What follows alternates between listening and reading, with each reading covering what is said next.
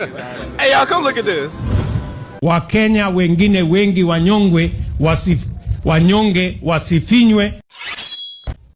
Make me come. Yeah? Your brother is to be You want me to tell you how to make me come? Mnatuona tunakuja bila kusita. Askofu amesema jambo la muhimu sana. Tuko na soko mara tatu.